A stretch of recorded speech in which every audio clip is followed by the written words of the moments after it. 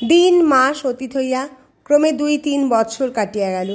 ওই 2-3 বৎসরের কঠোর শিক্ষা প্রভাবে ক্ষুদিরামের হৃদয়ে যে শান্তি, সন্তোষ ও ঈশ্বর নির্ভরতা নিরন্তর প্রবাহিত থাকিত, তাহা স্বল্প লোকের ভাগ্যে ঘটিয়া থাকে। অন্তর্মুখ অবস্থায় থাকা তাহার মনের স্বভাব হইয়া উঠিল।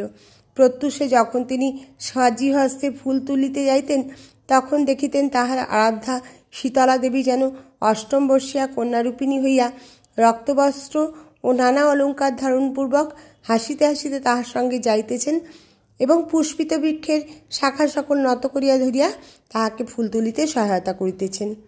ওই সকল দিব্য দর্শনে তাহার অন্তর এখন সর্বদা উল্লাসে পূর্ণ থাকিত এবং তাহার সৌম্য মুখমণ্ডল দর্শনে গ্রামবাসীগণ তাহাকে ক্রমে ঋষির ন্যায় শ্রদ্ধা ভক্তি প্রদর্শন করিতে লাগিল।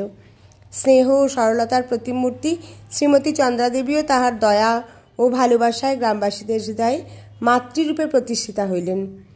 আমরা ইতপূর্বে শ্রীযুক্ত ক্ষুদিরামের রামশিলা নামী এক ভগিনী এবং নিধিরাম ও কানাইরাম নামক 2 কনিষ্ঠ ভ্রাতার উল্লেখ করিয়াছি।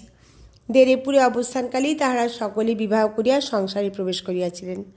কামারপুকুরের প্রায় 6 ক্রোশ পশ্চিমে অবস্থিত ছিলিমপুরের ভাগবত বন্দ্যোপাধ্যায়ের সহিত রামশিলার বিবাহ হইয়াছিল এবং রামচাঁদ নামক এক পুত্র ও হেমাঙ্গিনী নামী এক কন্যা জন্মগ্রহণ করিয়াছিল। শ্রীযুক্ত ক্ষুদিরাম হেমাঙ্গিনীকে কন্যা নির্বিশেষে স্নেহ করিতেন এবং বিবাহকাল উপস্থিত হইলে তাহাকে কামারপুকুরের প্রায় 2.5 ক্রোশ উত্তর পশ্চিমে অবস্থিত শিহার গ্রামে শ্রীযুক্ত কৃষ্ণচন্দ্র মুখোপাধ্যায়ের হস্তে স্বয়ং সম্প্রদান করিয়াছিলেন। যৌবনে পদার্পণ করিয়াই ইনি ক্রমে রাঘব, রামরতন, হৃদয়রাম ও রাজারাম নামে 4 পুত্রের জননী হইয়াছিলেন। শ্রীযুক্ত ক্ষুদিরামের নিধিরাম নামক ভ্রাতার কোনো সন্তান হইয়াছিল কিনা তাহা আমরা জানিতে পারি নাই, কিন্তু সর্বকনিষ্ঠ কানাইরামের রামতার ওরফে হলধারী ও কালিদাস নামে 2 পুত্র হইয়াছিল। রামশিলার পুত্র রামচাঁদ বন্দ্যোপাধ্যায় মেদিনীপুরে মোক্তারি করিয়া বেশ 2 পয়সা উপার্জন করিতেন এবং শ্রীযুক্ত ক্ষুদিরাম, নিধিরাম ও কানাইরামকে মাসিক কিছু অর্থ সাহায্যও করিতেন। শ্রীযুক্ত ক্ষুদিরাম মধ্যে মধ্যে ভাগিনেয়কে দেখিবার জন্য মেদিনীপুরে উপস্থিত হইতেন। একবার তিনি মেদিনীপুর যাইবার জন্য প্রায় 10 ঘটিকা পর্যন্ত অবিশ্রান্ত পথ চলিয়া একটি গ্রামে পৌঁছিলেন এবং তথাকার বিল্লবৃক্ষ সকল নবীন পত্রাভরণে ভূষিত দেখিয়া মেদিনীপুর যাইবার কথা এককালে বিস্মিত হইলেন।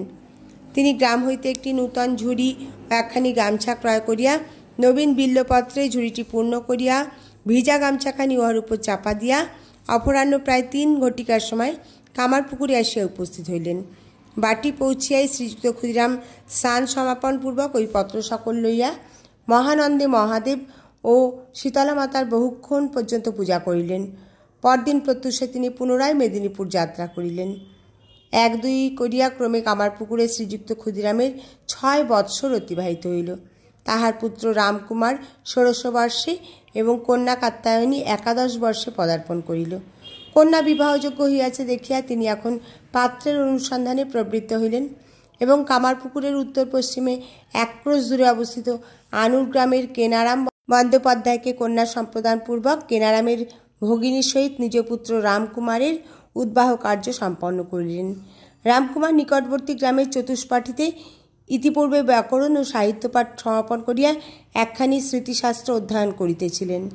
ক্রমে আরও 3-4 বৎসর অতিক্রান্ত হইল এবং এই সময়ের মধ্যে রামকুমার স্মৃতি অধ্যয়ন সমাপন করিয়া সংসারের আর্থিক উন্নতিকল্পে যথাসাধ্য সাহায্য করিতে প্রবৃত্ত হইলেন। অনন্তর 1824 খ্রিস্টাব্দে শ্রীযুক্ত ক্ষুদিরাম পদব্রজে সেতুবন্ধ রামেশ্বর দর্শনে গমন করিলেন এবং দাক্ষিণাত্য প্রদেশের তীর্থ সকল পর্যটন করিয়া প্রায় 1 বৎসর পরে বাটিতে প্রত্যাগমন করিলেন। সেতুবন্ধ হইতে এই সময় তিনি একটি বানলিঙ্গ কামারপুকুরে আনয়নপূর্বক নিত্য পূজা করিতে থাকেন। শ্রীমতী চন্দ্রাদেবী বহুকাল পরে পুনরায় এই সময় গর্ভধারণ করিয়া 1826 খ্রিস্টাব্দে এক পুত্র প্রসব করেন। রামেশ্বর তীর্থ হইতে প্রত্যাগমন করিয়া এই পুত্র লাভ করিয়াছিলেন বলিয়া শ্রীযুক্ত ক্ষুদিরাম পুত্রের নাম রাখিলেন রামেশ্বর। এই ঘটনার প্রায় 8 বৎসরকাল পর্যন্ত কামারপুকুরের এই দরিদ্র সংসারের জীবন প্রবাহ প্রায় সমভাবেই বহিয়াছিল। রামকুমার স্মৃতিশাস্ত্রের বিধান দিয়া এবং শান্তি সস্তায়নাদি কর্মে এখন কিছু উপার্জন করিতেছিলেন, সুতরাং এখন সংসারে আর পূর্বের ন্যায় কষ্ট ছিল না। শোনা যায় শাস্তি সস্তায়নাদি বিষয়ে রামকুমার